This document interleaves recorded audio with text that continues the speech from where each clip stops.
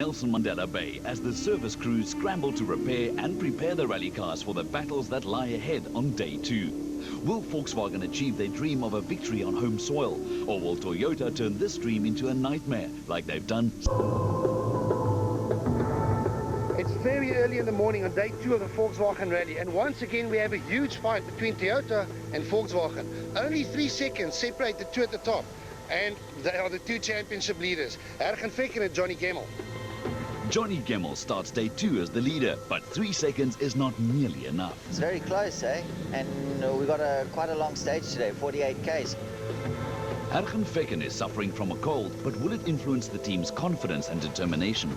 Driver's suffering with a bit of a cold, but we'll motivate him inside the car, and I'm sure we'll be 3 seconds up at the end of the day.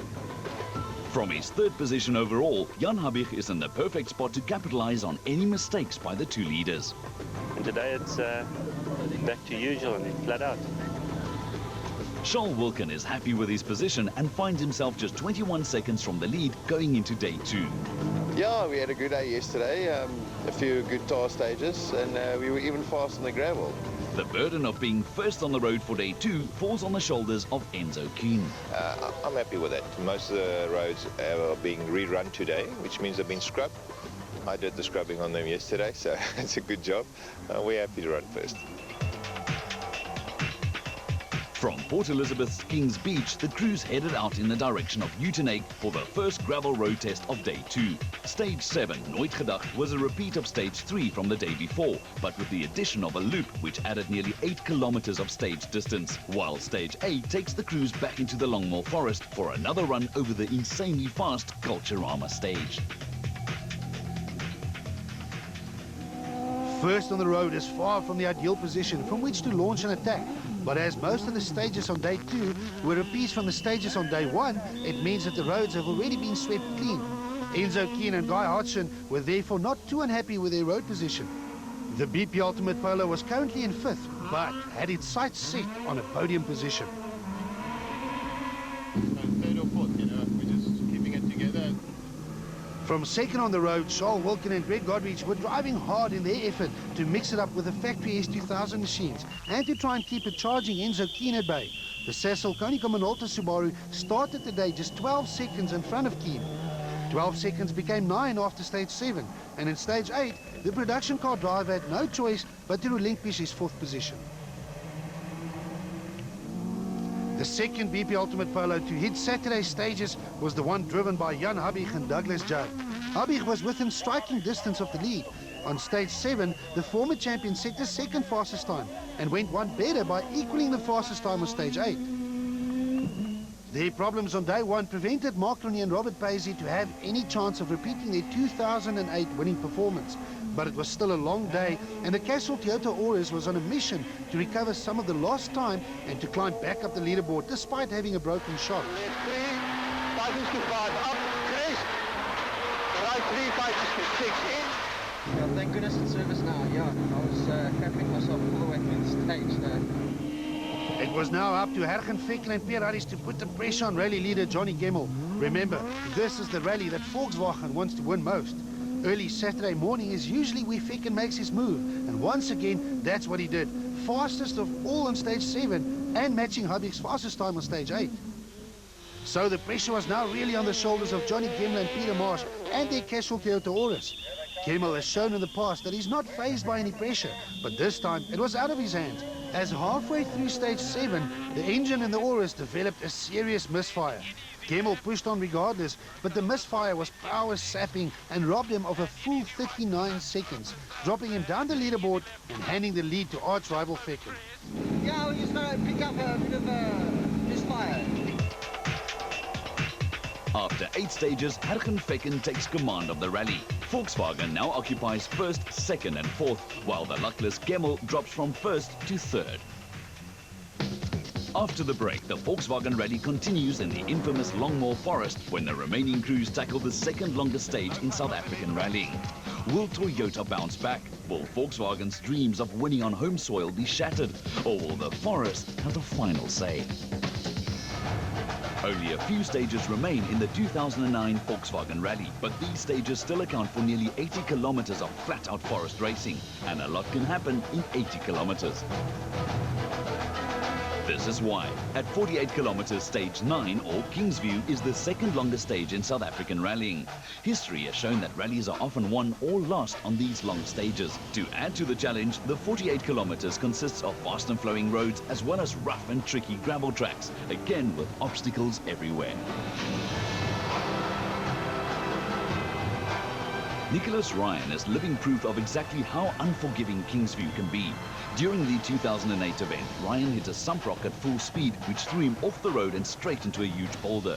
The Runix caught fire and was basically destroyed in the accident that also left his navigator Schalk van Heerden with a broken leg. Today, Ryan will have to face his fears once again. Yeah, I've got to get these ghosts out. I've got to get these... It's been in my head since last year, honestly. Left 3. Enzo Keane and Guy Hodgson were lying fourth overall, but were the first ones to tackle the infamous Kingsview stage behind the wheel of the BP Ultimate Polo. As a result of Gemmel's misfire in the previous stage, Keane now had a podium finish in his sights and pushed hard. Keane survived a few moments and the long Kingsview stage to emerge from the forest in a time of 32 minutes and 1 second. No, we got through, no flat tyre. It was very, very slippery in the front. Charles Wilken and Greg Godrich started the Kingsview stage in 5th position, just 7 seconds behind the Polo of Keane, so they had everything to gain or to lose. Unfortunately for Wilken, the Sasol Konica Minolta Subaru lost out on this occasion as it emerged from the forest with a flat tyre and a time of 33 minutes and 50 seconds, nearly 2 minutes slower than Keane.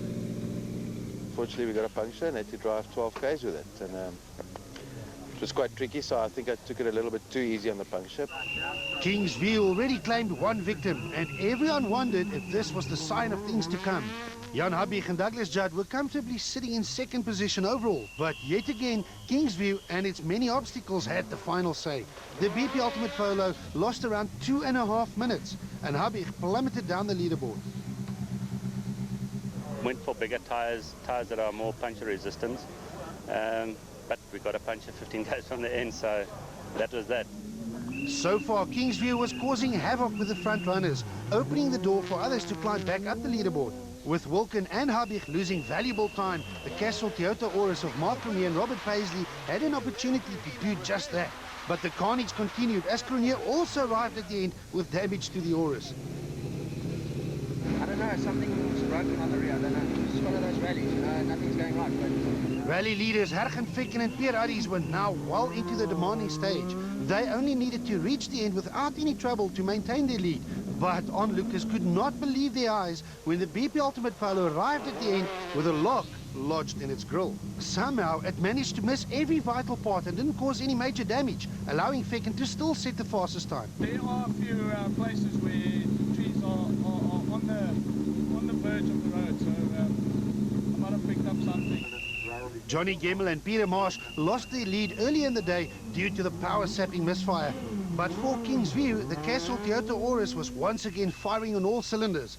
Gemmel was more than 40 seconds off the current rally lead, but blitzed through the 48 kilometers of Kingsview in a blistering time of 31 minutes and 29 seconds, a full 16 seconds faster than Ficken, rocketing himself back into 2nd position overall and reducing the gap to Ficken to just 27 seconds. Oh, nice stage then, beautiful. Maybe we should come back here. Japie van Niekerk and Robin Houghton were having a fantastic day behind the wheel of the new Africa Developments Toyota Runix. Not only did van Niekerk survive Kingsview, but he also set the 4th fastest stage time and moved into 5th position overall. Into left 4, tightens to left 8. Left 4, tightens to left 8. It was time for Nicholas Ryan to face his fears and drive the same stage that so nearly ended his rally career 12 months ago. It was nervous moments, but Ryan and Jeff Tyrer emerged from Kingsview unscathed, setting the 5th fastest time in the process. Yeah, I'm glad it's true. I'm glad I'm at the end of that stage. The demons are nearly gone. Fernando Rueda and Cobus Frey also suffered from a misfire, which prevented the Spaniard from going any faster. The Total Evolution Toyota Runix soldiered on regardless and completed Kingsview in 9th position overall. what can I say? You know, it's rallying, but I suppose engineering too. I don't know. I don't know what else to say. The Volkswagen Rally has already taken its contestants to hell and back, and after 9 stages, Fecken is still in the lead, but Gemmel clawed his way back into second, just 26 seconds behind. Habich drops from second to fourth, but with Green in third, Volkswagen occupies 3 of the top 4 positions.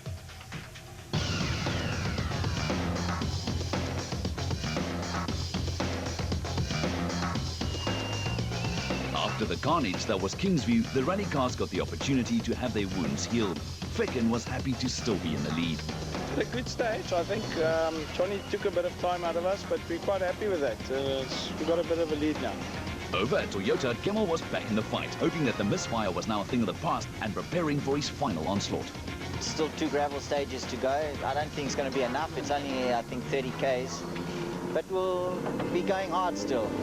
The end of the Volkswagen Rally is in sight. The remaining crews had one last chance in the Longmore Forest to influence the results on stage 10, a repeat of Culturama but in the opposite direction, before heading out of the forest for another run on the Port Elizabeth Oval racetrack. With only 2 gravel stages remaining, it was time to jockey for final positions.